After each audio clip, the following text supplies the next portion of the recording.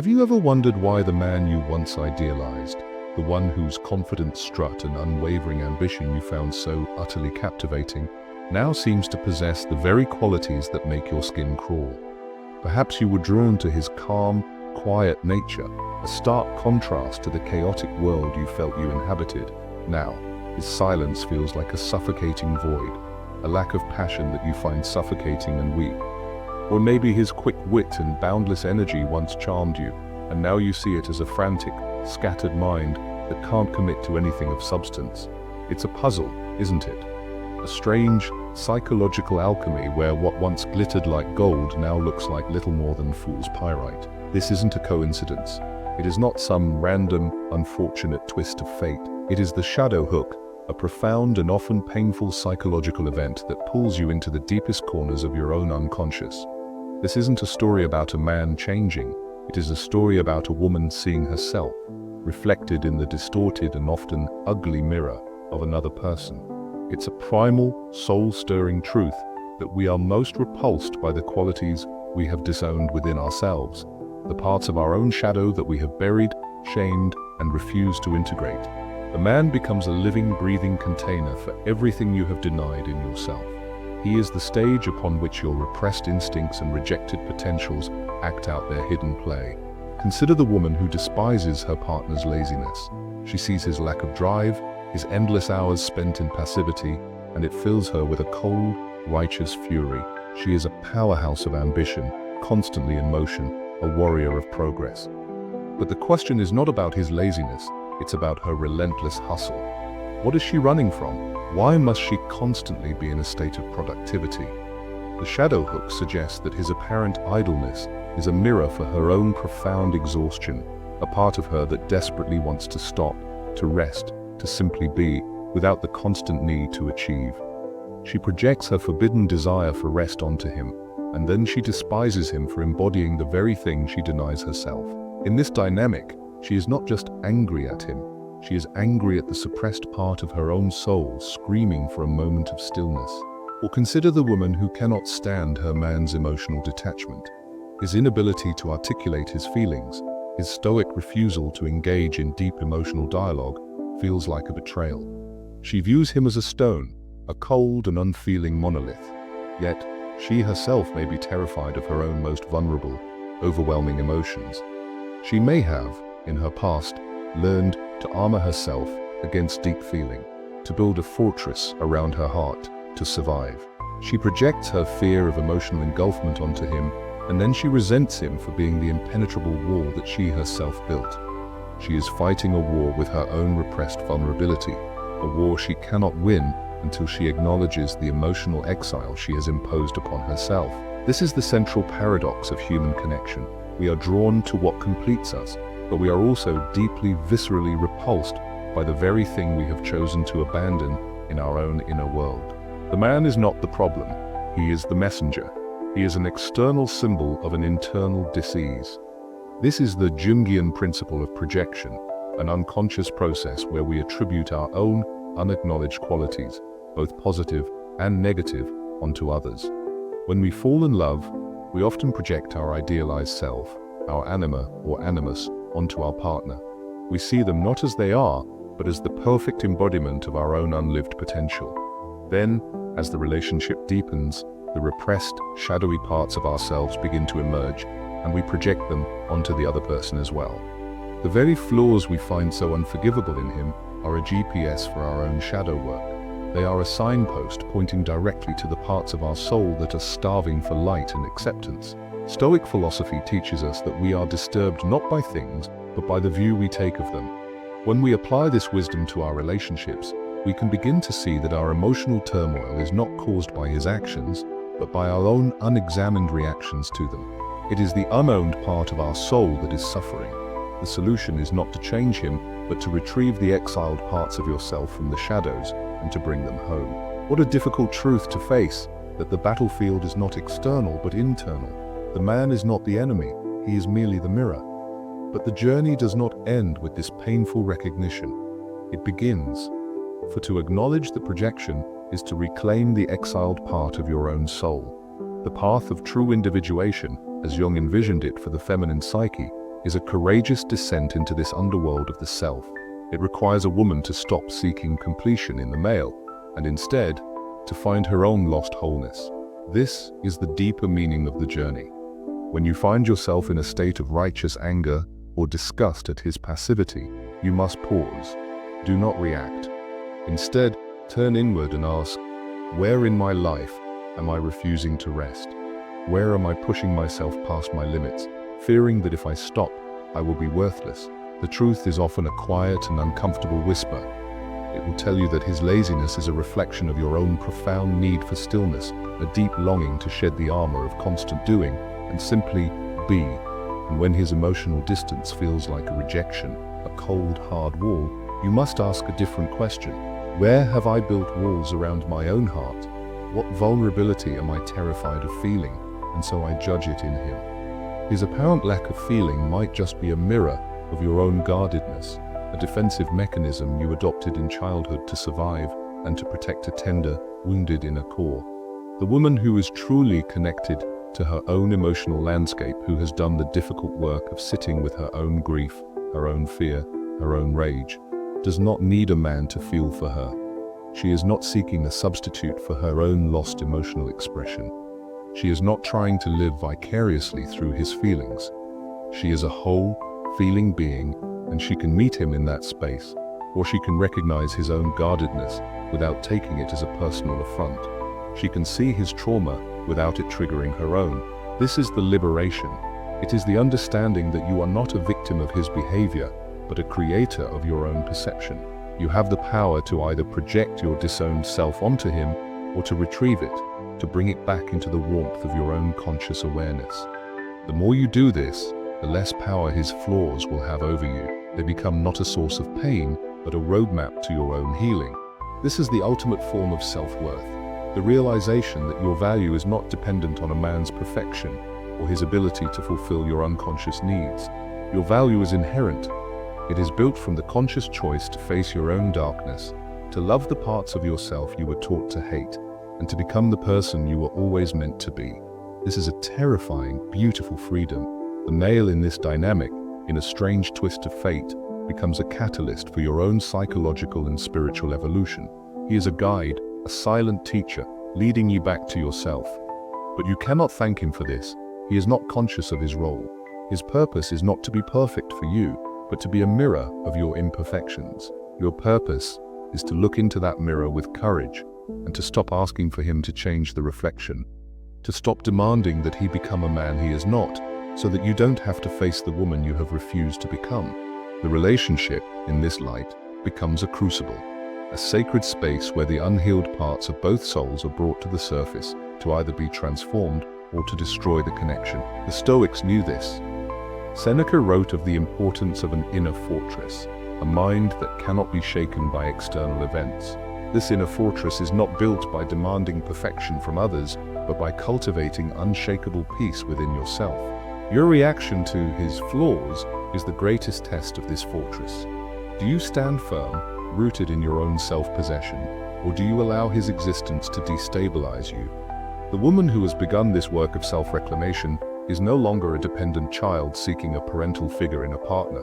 She is a queen, and a queen does not need a man to give her a kingdom. She builds her own. And this is where the deeper psychological work truly begins, the reclamation of the wounded inner child, the part of you that first learned to hide these essential, rejected qualities. The little girl who saw a parent's passive aggression and vowed to be a woman of action, forever on the move. The girl who witnessed emotional chaos and built an unbreakable wall around her own heart, promising never to be so exposed. These are not conscious decisions. They are psychological contracts forged in the fire of childhood trauma. They are the unconscious promises that bind you, not to him, but to your own past. He is not the source of your pain. He is the symptom. The true work is to go back into the psyche and find the original wound, to sit with the little girl who felt she had to be perfect, to be productive, to be anything other than what she was in order to be loved. To sit with the part of you that believed feeling was a weakness, a vulnerability that would be exploited. This is the act of psychological archaeology. It is painful, and it is necessary. It is the only way to sever the shadow hook and free yourself from this repetitive, draining cycle. Marcus Aurelius, the Stoic emperor, wrote in his Meditations about the importance of an inner citadel, a fortress of the mind that cannot be breached by external events. This citadel is not built with stone, but with self-awareness and self-possession. When you see his perceived flaws not as a personal attack, but as a projection of your own unhealed self, you are building this citadel. You are choosing to be an active participant in your own emotional freedom, rather than a passive victim of your circumstances. The man, in this context, is no longer the center of your universe. He is a person with his own wounds, his own projections, his own unhealed parts. When you stop demanding that he be perfect, you allow him the grace to be human, and in doing so, you grant yourself the same. This is not about letting him off the hook. It's about taking yourself off, a much bigger one. It's about recognizing that his behavior, whatever it may be, his laziness, his detachment, his scattered mind, is his to own. And your reaction to it is yours. This journey is not for the faint of heart. It is the work of a psychological warrior. It is a descent into the dark and a return to the light. The reward is not a perfect relationship.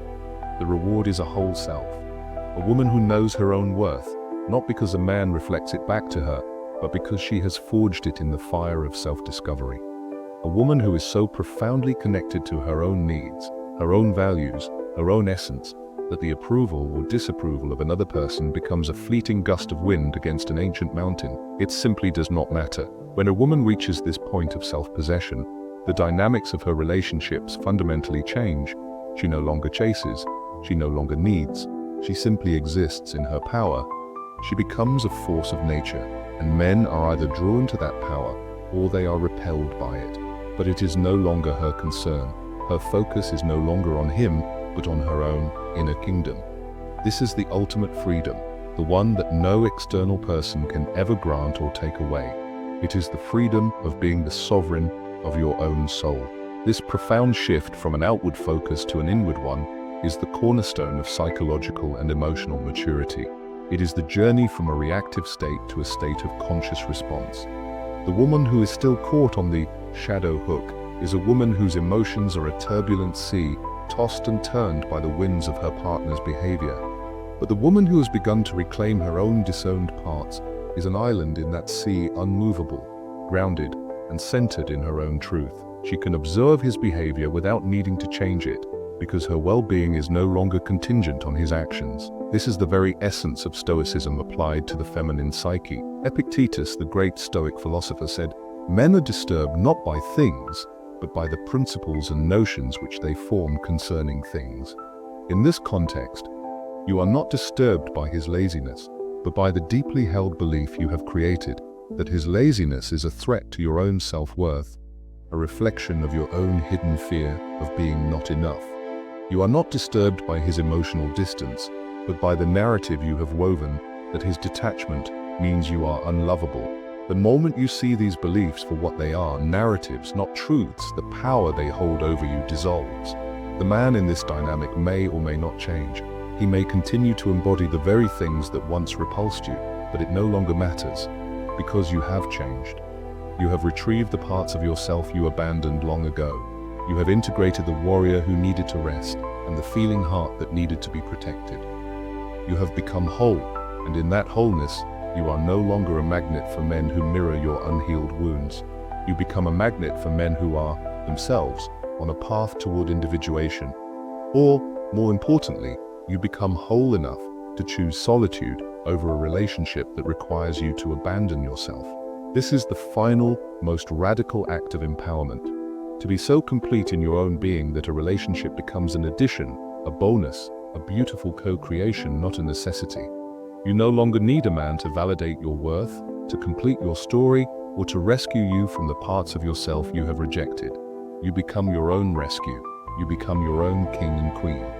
You become a woman who can look at the man she once found so infuriating and see him with a compassionate, clear-eyed gaze, knowing that his journey is his own.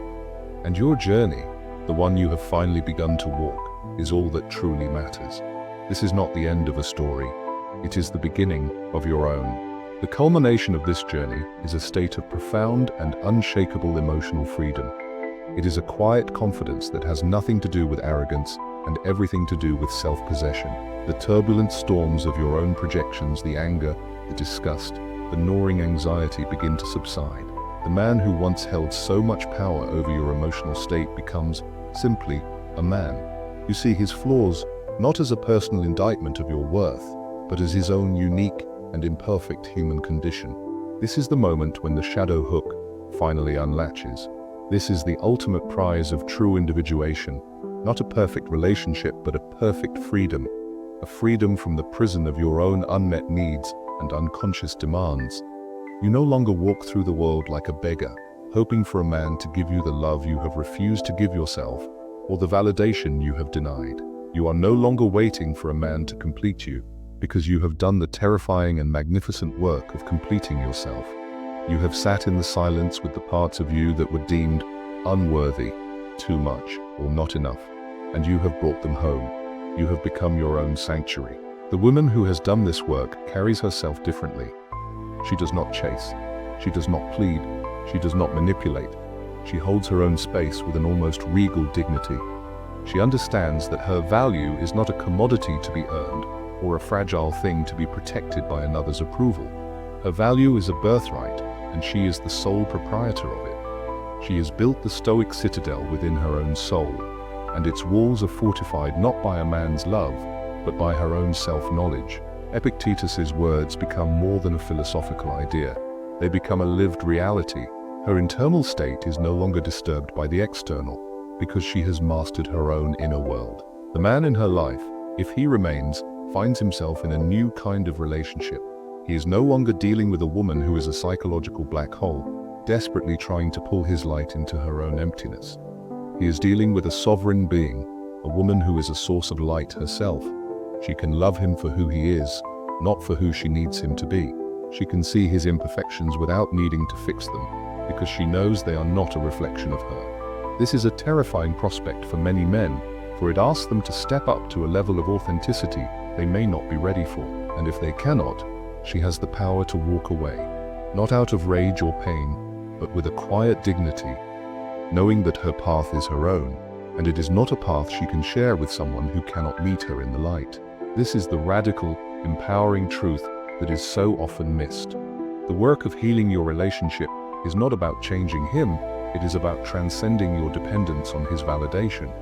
It is about understanding that the man you are with is simply a mirror, and the real purpose of the relationship is to show you where your own healing work is needed. The pain is the clue, the anger is the compass, the resentment is the guide pointing you back to your own forgotten self. The journey is not to find a man who makes you happy. It is to find the parts of yourself that have been hiding from happiness. And when you have found them, when you have brought them back into the fold and loved them as your own, you will find that the world and the men in it look entirely different. They are no longer sources of salvation or damnation. They are simply people walking their own paths. You will be free from the need to change them, to fix them, or to prove yourself to them. You will have built your own kingdom, and it is a kingdom of unshakable peace. You will be a queen, not because you have a king, but because you rule your own domain. The external world can rage, but you are the quiet, still center. This is the true meaning of power. Not power over another, but power within yourself. This is the ultimate and most beautiful freedom.